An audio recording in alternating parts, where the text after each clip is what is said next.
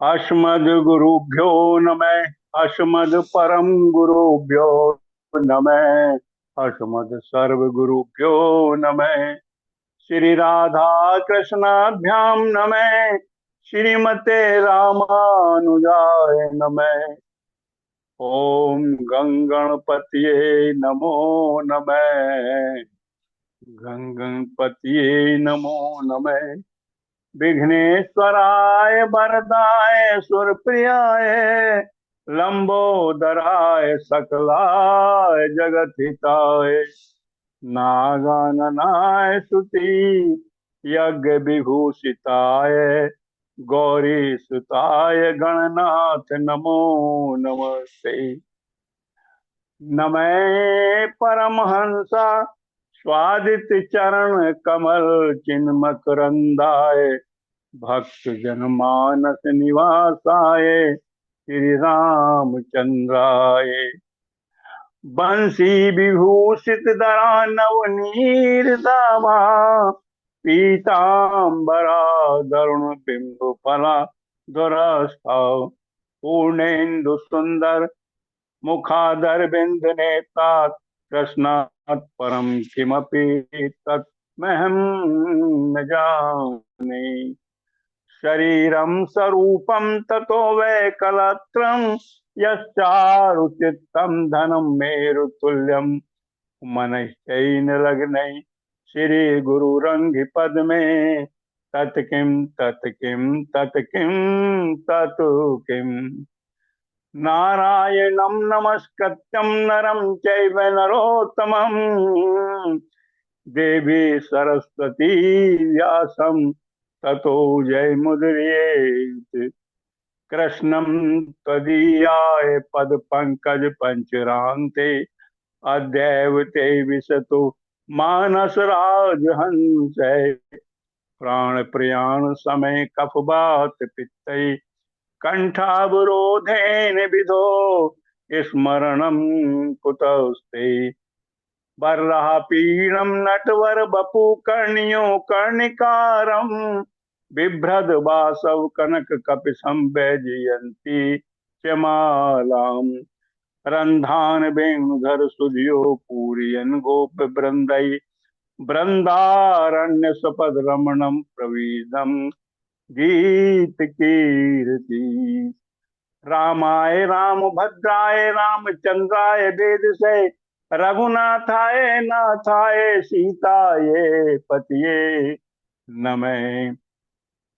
श्री लक्ष्मीनाथ समारंभम नाथया मुनिमात्मम् अस्मदाचार्य पर्यन्तं वंदे श्री गुरु परंपरा।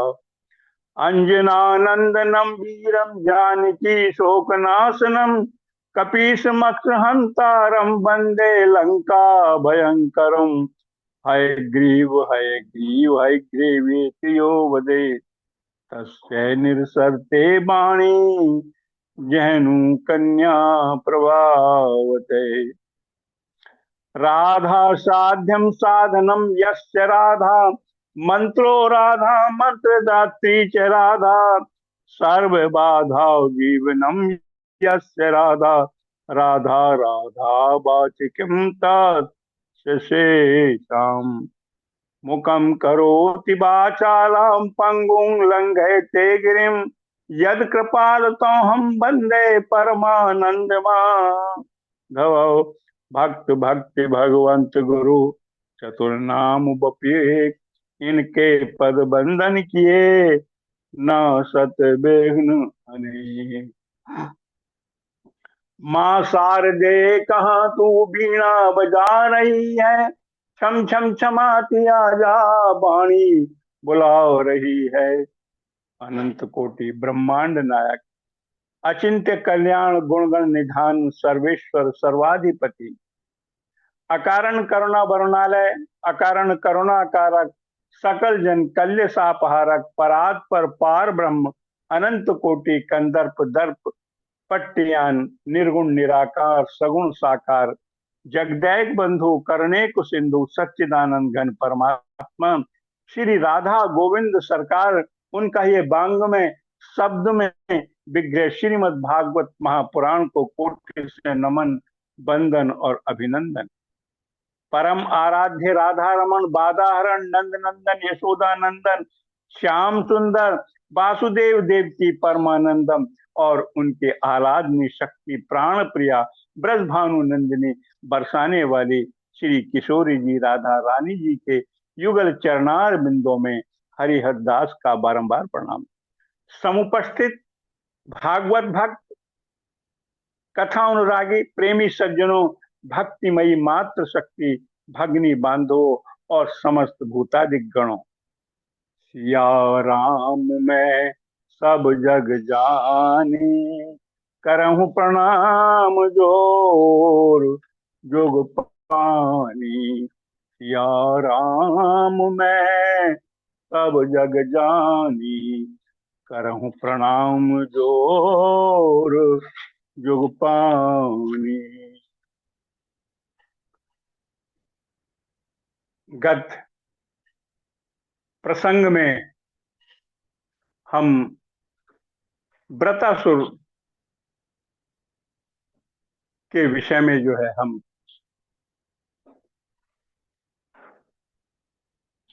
सुन रहे थे, श्रवण कर रहे थे, परंतु इस बार जो आगे कथा में हम प्रवेश करेंगे, दसम स्कंद के रासलीला प्रसंग में। श्रीमद् भागवत महापुराण के दसम स्कंद को श्रीमद् भागवत जी का फल कहा गया है। श्रीमद् भागवत में 12 स्कंद हैं, लेकिन दसम स्कंद को भागवत जी का प्राण माना गया है। क्यों एकादश, द्वादश अथवा नवम स्कंद को क्यों नहीं माना गया? सुखदेव जी कहते हैं कि राजन, जैसे मानव शरीर से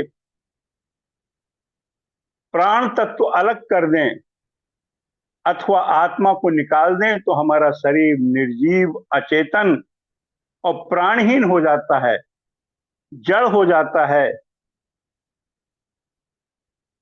जैसे शरीर में प्राण तत्व निकल जाने से कोई उसकी कीमत नहीं रहती, प्राण पखेरु हो जाते हैं और 2-3 घंटे के बाद सभी परिजन कहने लगते हैं कि इनको हटाओ जल्दी से।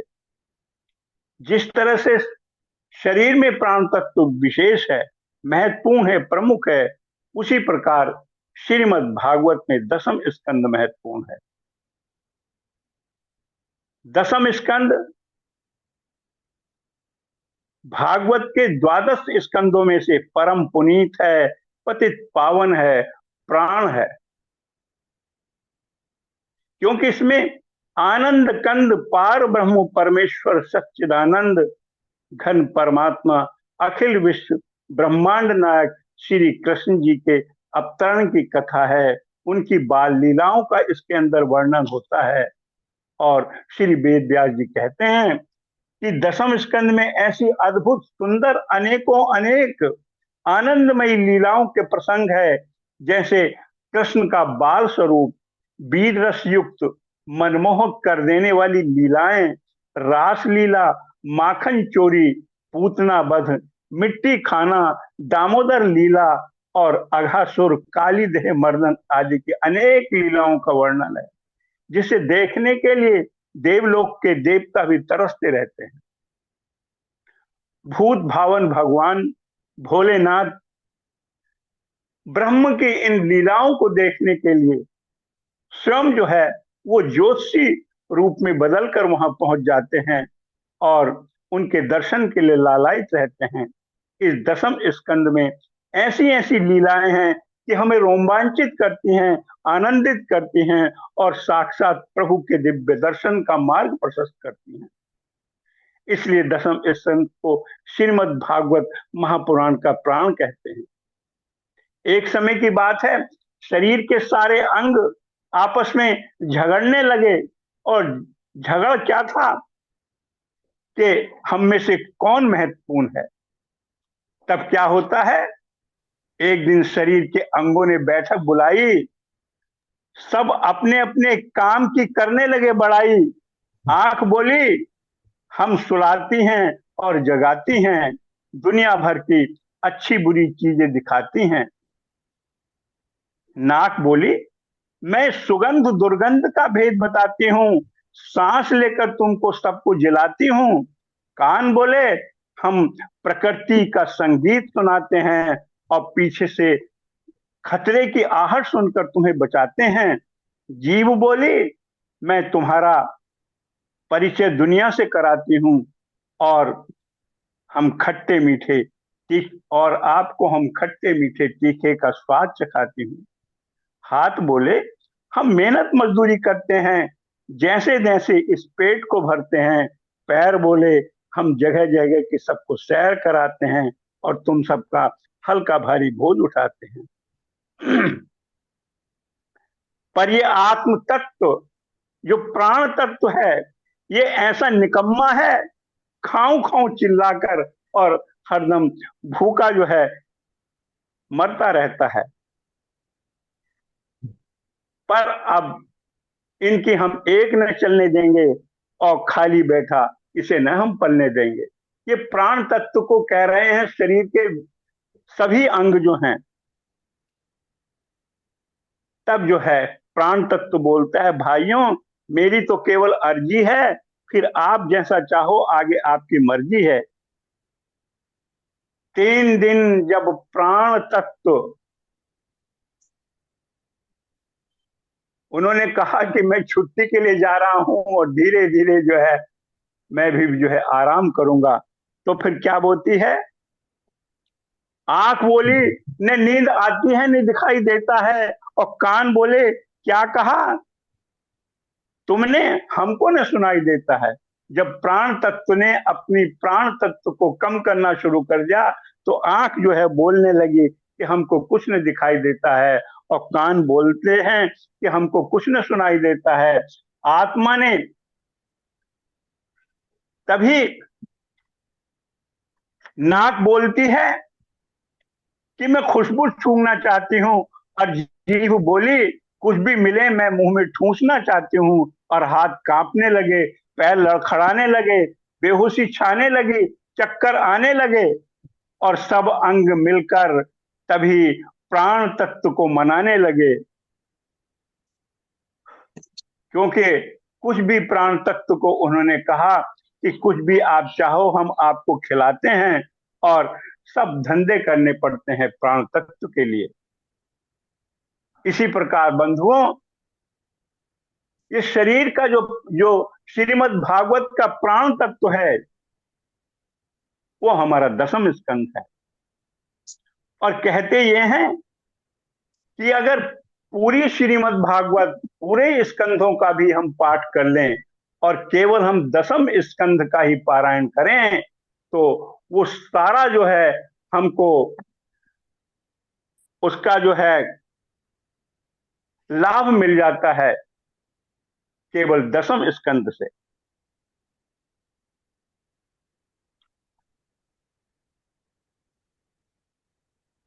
प्राण तत्व महत्वपूर्ण है, ठीक उसी प्रकार से जो है वो श्रीमद् भागवत में दसम स्कंद महत्वपूर्ण है। यदि केवल और केवल हमने दसम स्कंद का ही पाठ कर लिया, तो समस्त भागवत श्रवण का लाभ, फल और पुण्य प्राप्त होता है।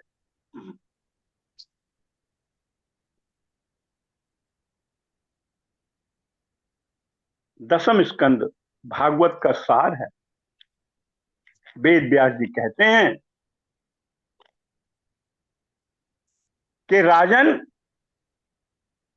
श्रीमद् भागवत में दसम स्कंद जो भागवत का प्राण है, और दसम स्कंद में भी जो 5 अध्याय हैं, 29, 30, 31, 32 और 33, ये जो हैं इनको हम रास पंचाध्यायी के नाम से पुकारते हैं। आगे श्री सुखदेव जी कहते हैं, परीक्षित, भगवान श्री कृष्ण ने चीर हरण के समय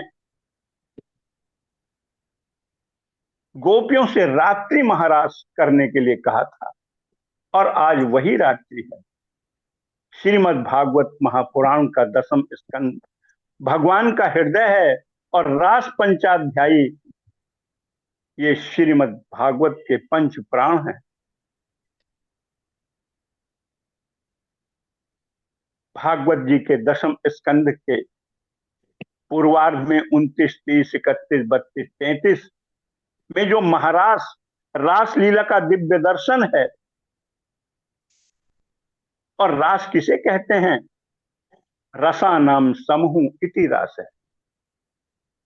रसों के समूह को रास कहते हैं। वैसे तो रस 9 प्रकार के हैं।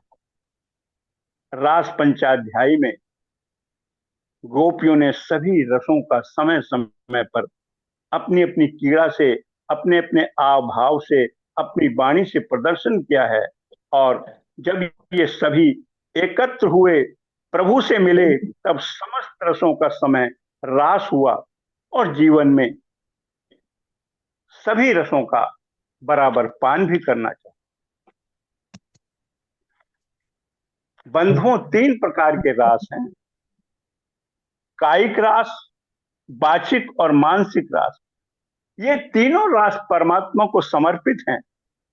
भगवान ने जिस समय गोपियों के साथ महारास किया, उस समय भगवान की आयु केवल 8 वर्ष की थी।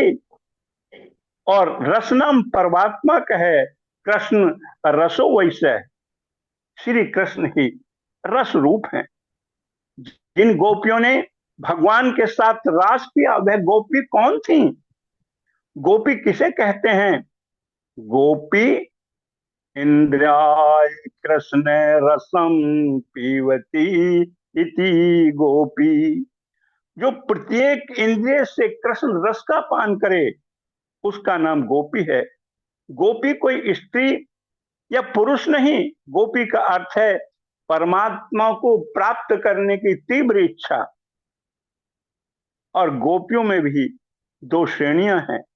एक तो नित्य श्रद्धा हैं, जो अनादिकाल से भगवान के साथ थी, और जिसने साधन के द्वारा गोपी देह प्राप्त किया है, वो नित्य सिद्धा कहते हैं, जैसे ललिता और विशाखा।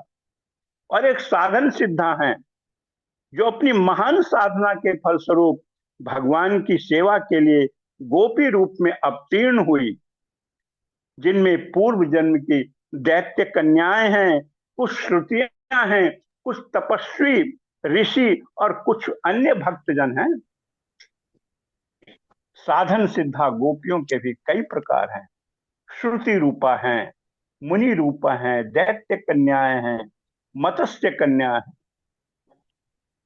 भगवान नापपीता रात्रि शरदोत्फुल्ल मल्लिका वीक्ष्य रंतु मनुष्य के योग माया मुपासते। श्री सुखदेव जी रास और पंचाध्यायी की कथा का श्रवण परीक्षित जी को करा रहे हैं। और यदि वह उस स्त्री पुरुष की लीला होती, लौकिक श्रृंगार की चर्चा होती, तो श्री सुखदेव जी जैसे परमहंस इस चर्चा को कहते ही नहीं, करते ही नहीं। यदि स्त्री पुरुष के मिलन की कथा होती, तो 7 दिन में जिस व्यक्ति को जो है अपने प्राण छोड़ने हैं, वह राजा परीक्षित इस चर्चा में रुचि क्यों लेते? यह तो आत्मा परमात्मा के मिलन की कथा है। योगी जिसको समाधि कहते हैं, उसी को भागवत में रास कहा गया। ज्ञानी जिसको मोक्ष बोलते हैं, वही पुष्टि रास है। ये रसानुभाव है। और महारास का प्रारंभ भगवान से हो रहा है। भगवान किसे कहते हैं? भगवान गुणवाचक शब्द है, जिसका अर्थ है गुणवान होना। यानी भग धातु से बना है, और भग के 6 अर्थ हैं। जो ऐश्वर्यवान है, वीर्यवान है, स्मृतिमान है, यशवान है, ज्ञान, वैराग्य, ये जिसमें 6 गुण हैं, वही जो है भगवान है। संस्कृत भाषा में भगवान भज धातु से बना है, जिसका अर्थ है सेवायाम, जो सभी की सेवा में लगा रहे, कल्याण और दया करके सभी मनुष्य जीव भूमि गगन वायु अग्नि जल आदि को दूषित ना होने दे, सदैव स्वच्छ रखे, वो भगवान का भक्त होता है। भय से भक्ति है, ज्ञ से ज्ञान है, वा से बास है और ना से नित्य नित्य है। जिसे हमेशा ध्यान करना का मन करता रहता है, जिसको हमेशा ध्यान करने का मन जो है करता रहता है, वह भगवान है। उत्पत्ति अनंत, अनंत सृष्टि की उत्पत्ति और अनंत सृष्टि का प्रलय, इस सृष्टि में जितने भी अनंत हैं और अनंत प्राणी और उन प्राणियों की कर्म गति, उनके कर्म फल और इन सब विषयों का प्रतिक्षण जो जानता रहता है, ऐसे सर्वज्ञ को भगवान कहते हैं। कृष्ण अवतार में भगवान के 6 गुणों की लीला आती है, ज्ञान की, शक्ति की, बल की, ऐश्वर्य की, पराक्रम की, तेज अर्थात प्रकाश की के लिए वेद व्यास जी लिखते हैं,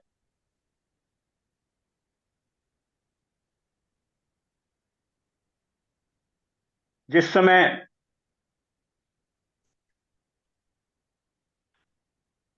वन में जो है दावाग्नि लगी हुई थी, मुख के द्वारा कृष्ण जी ने जो है उसका पान कर लिया था, ये भगवान का तेज है।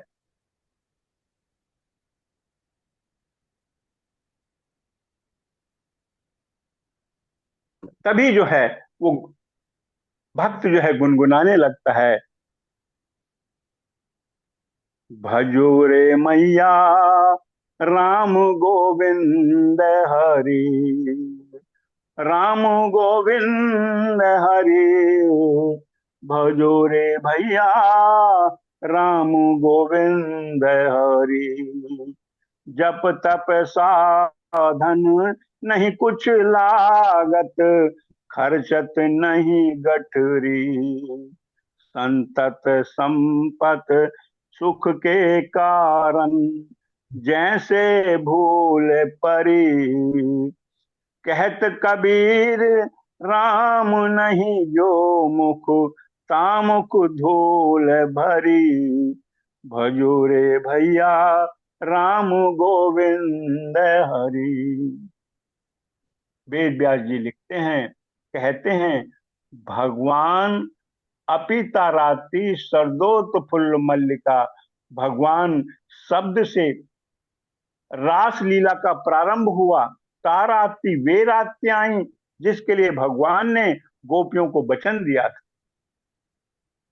भगवान रतिरंतु मनश्चक्र, जीवों को तो भगवान से मिलने की तीव्र इच्छा होती है, परंतु आज भगवान को भी जीव से मिलने का जो है मन को बन गया।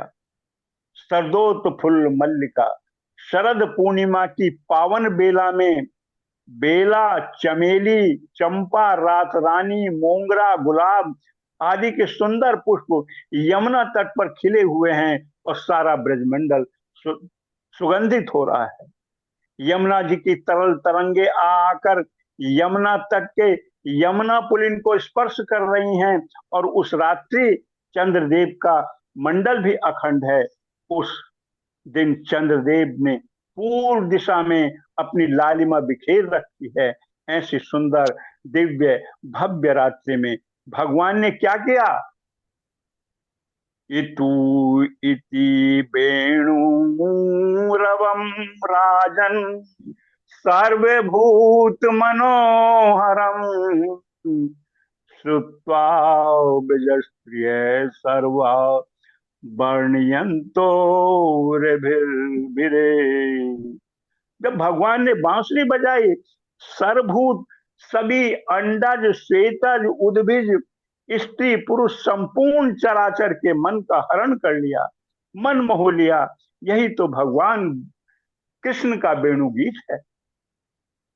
भागवत में बंधुओं पंच गीतों का वर्णन आता है।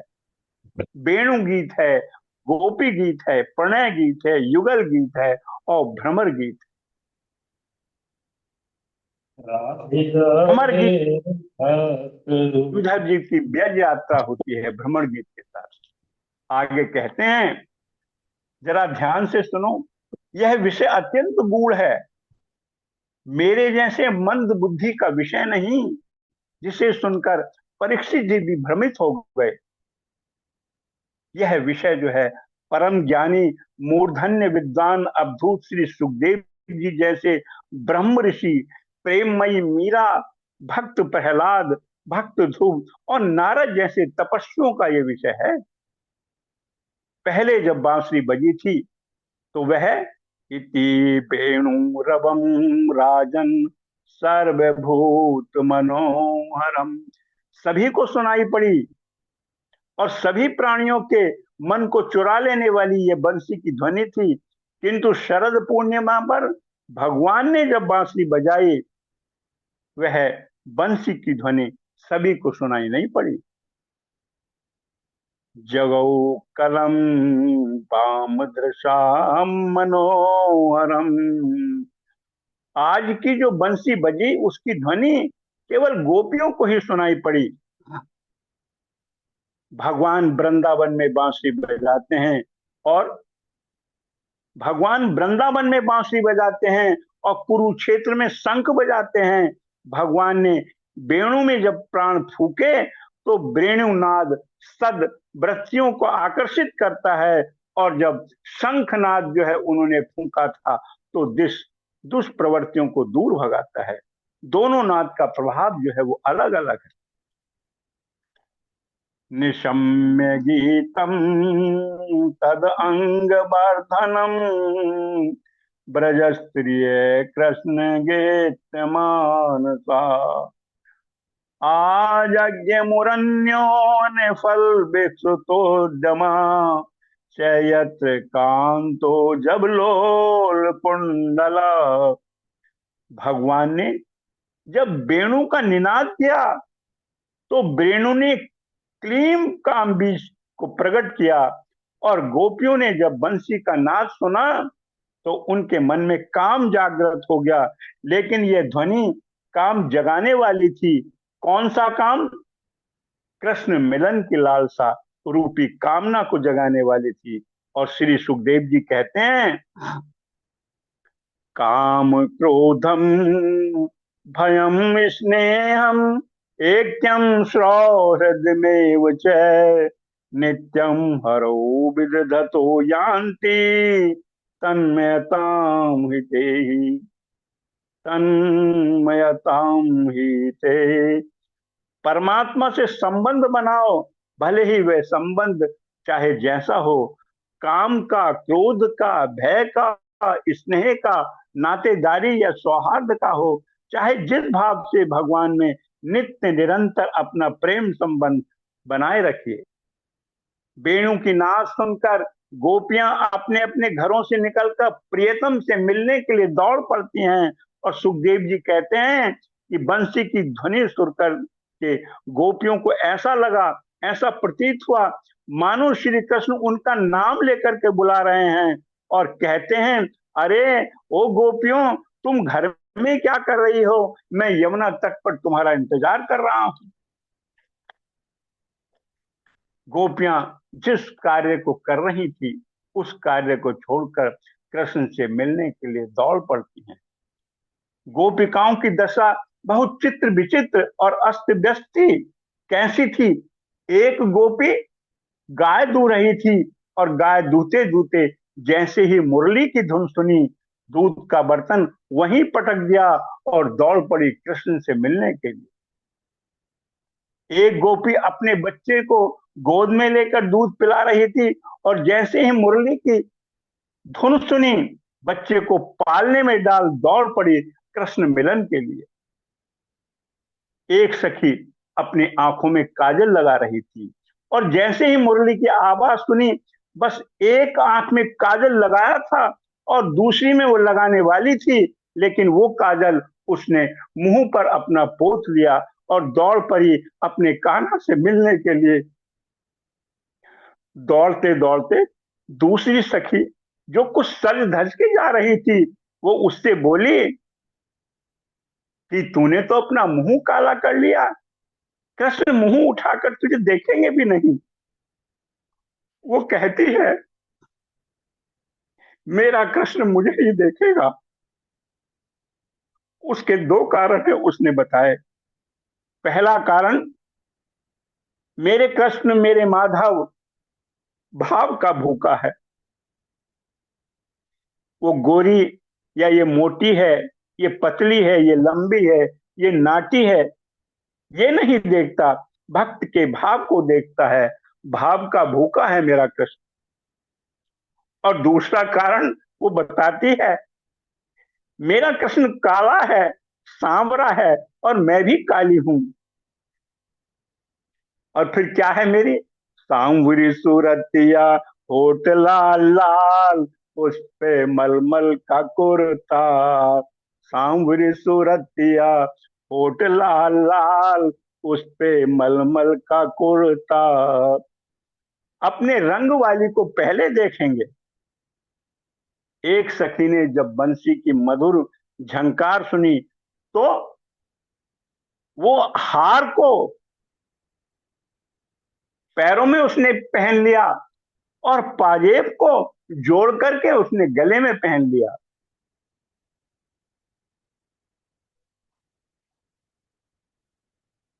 एक ने लहंगा न साड़ी पहनी और दौड़ पड़ी पति को भोजन देती, कहती है खाना है तो खाओ, और मैं चली अपने प्रियतम के पास, भूल गई सब कुछ। ऐसी स्थिति गोपियों की।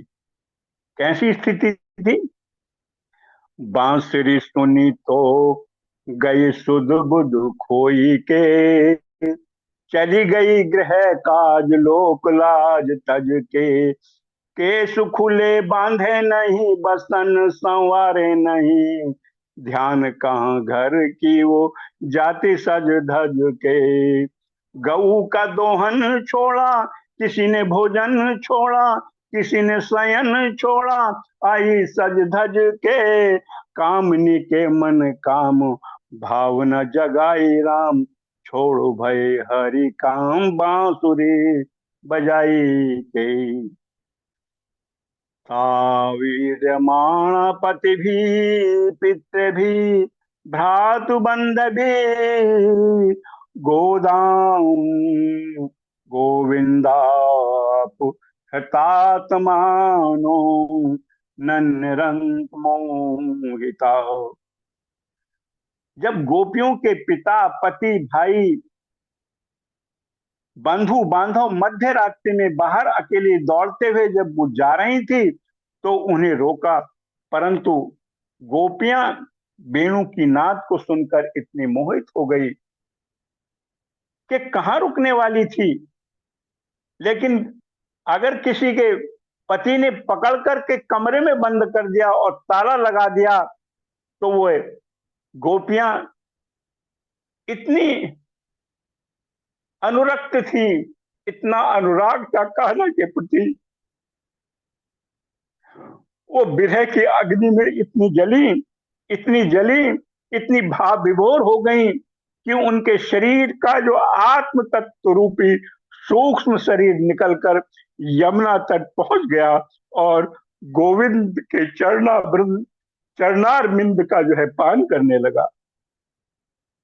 वेद व्यास जी ने पूछा कि उस समय गोपियों की चलने की और दौड़ने की क्या गति रही होगी। तो कहते हैं जब वे दौड़ रही थी या भाग रही थी, उनके कानों के कुंडल जोर जोर से हिलोल ले रहे थे, हिल रहे थे। और आप देखिएगा कि गायों की क्या स्थिति थी।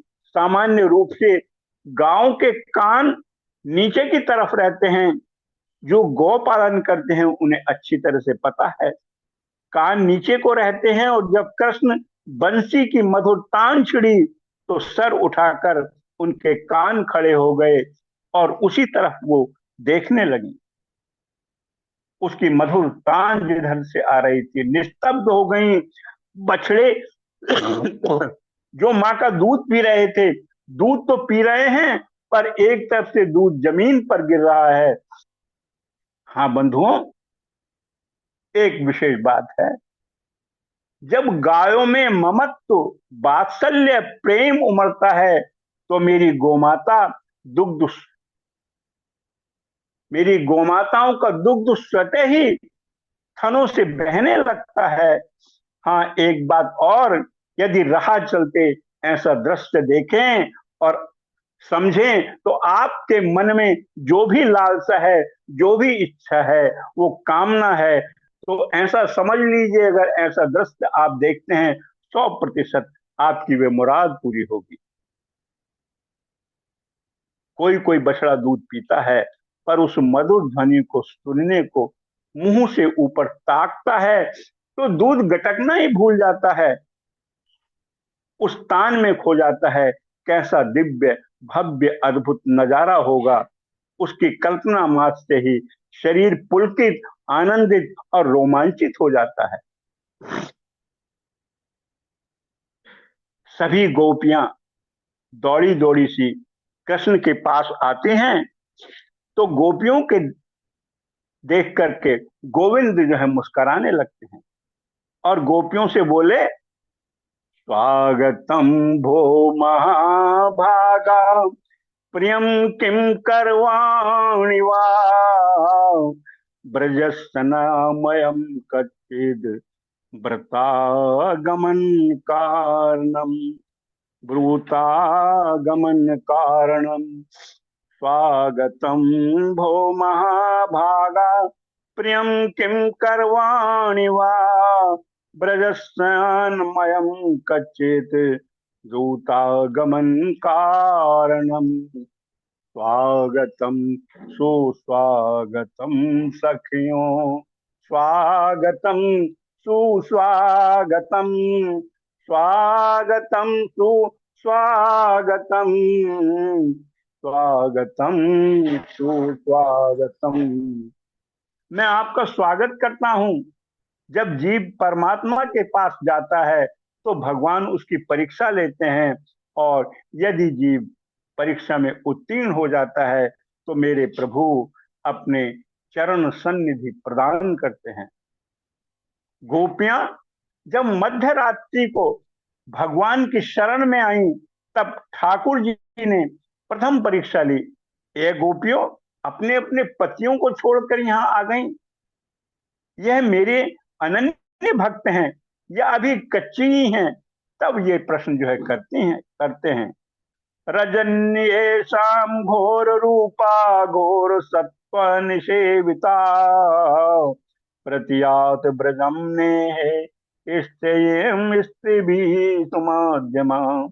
ये मध्य रात्रि और वृंदावन है, कोई बगीचा तो नहीं। इस वक्त यहाँ क्यों आई हो? इस वक्त तुम्हारा यहाँ आने का क्या प्रयोजन है?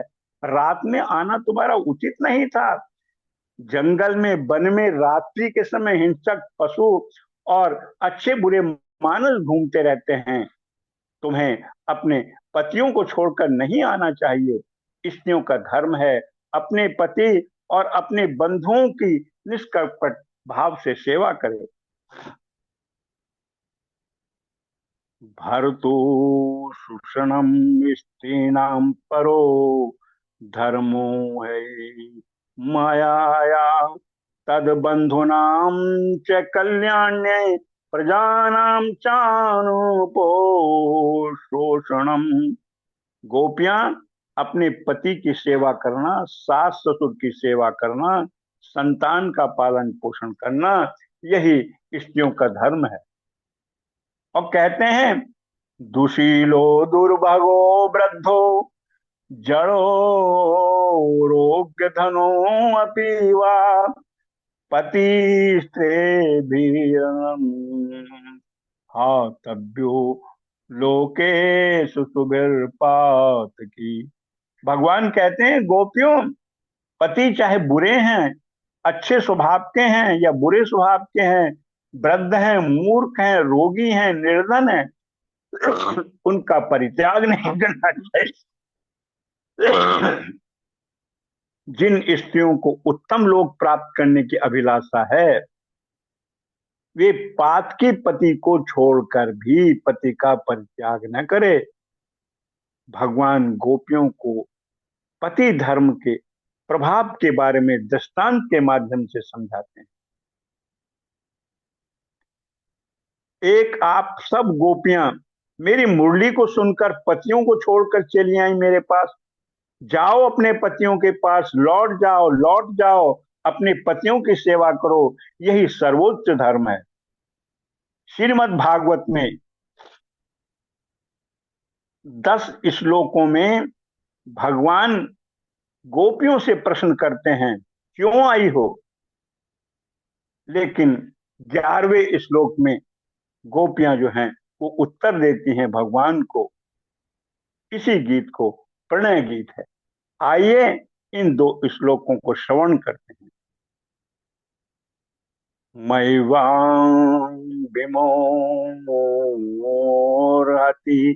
भवान गदितुम नृशंसम् संतज्य सर्व विषयास्तव पादमूलम् भक्ता भजस्य दुरवग्रह मां त्याजस्मान देवो यथादि पुरुषो भजते मुमुक्षुम् चिंतम सुखेन भवतापहतम ग्रेसो सन्निवेश्युत्य करावती ग्रह कृत्य पादौ पदम न चलस्तव पाद मूलाद याम कथम ब्रजमथो करवाम किंबा। गोपियां कहती हैं कि हे प्रभु, आपके लिए हम घर परिवार संबंध रिश्ते नाते छोड़कर आ गई और आपके मुख से एक ही बात हम सुन रहे हैं, चली जाओ, चली जाओ, चली जाओ। क्या हम इतनी कुरूप हैं जो आते ही हमें भगाना आपने शुरू कर दिया? एक बार भी आपने हमसे प्रेम भरी कोई बात नहीं की। आप तो मधुरता की साक्षात मूर्ति हो। कम से कम 2 बातें तो मीठी बोल देते, कहते ऐसी बाणी बोलिए मन का पाको और अन्न को शीतल करे और आपन शीतल हो। मगर आप कहते हो तो यहाँ से चली जाती हैं, तो हम चले जाएंगे क्योंकि हम आपसे प्रेम करते हैं। जिसमें प्रियतम सुखी है उसी में प्रेमी सुखी है। किंतु आप हमें पतिव्रत धर्म का उपदेश मत करिए। पतिव्रत धर्म क्या होता है हमें पता है, कहो तो सुनाएं। भगवान कहते हैं कि सुनाओ तो। गोपियां कहती हैं, पहले आप यह बताओ, संसार के प्रत्येक प्राणी के अंदर आप विराजमान हैं या नहीं हैं? भगवान कहते हैं, हाँ हाँ, मैं संसार के प्रत्येक प्राणी के अंदर हूं। गोपियां कहती हैं, प्रभु, हम अपने पति, सास, ससुर सभी के अंदर आपके दर्शन करके ही उनकी सेवा करते हैं। संसार के जितने भी प्राणी हैं वह आपकी फोटो कॉपी हैं, वो सब छाया चित्र हैं, सभी के अंदर विराजित हैं। अब मैं आपसे ये पूछना चाहती हूँ नाथ, यदि मैं अपने पति के चित्र की पूजा कर रही हूँ और दरवाजे पर मेरे पति खड़े हों, तो मुझे चित्र की पूजा करनी चाहिए या दरवाजे पर खड़े हुए पति परमेश्वर को बुला करके उनकी पूजा करनी चाहिए? भगवान कहते हैं, ये भी कोई पूछने की बात है? जब तुम्हारे पति आ जाएं तो तुम्हें चित्र को छोड़कर उनकी पूजा करनी चाहिए। गोपियां कहती हैं, प्रभु, यही तो हम आपसे कहना चाहती हैं। हमारे प्रति तो आपकी फोटो कॉपी हैं और हमारे असली पति तो आप हैं। आप ही हमारे पति परमेश्वर हैं, जगत पति हैं, पशुपति नाथ हैं, सर्व जगत पति हैं, सर्वव्यापी हैं। आप मान लो अपने गुरु का पूजन कर रहे हैं और उसी समय आपके गुरुजी साक्षात आपके घर आ जाएं, तो आप गुरुजी का पूजन करोगे या चित्र का? सीधी सी बात है, गुरुजी साक्षात आपके घर आए हैं तो आप गुरुजी का ही पूजन करेंगे, चित्र का नहीं। कहते हैं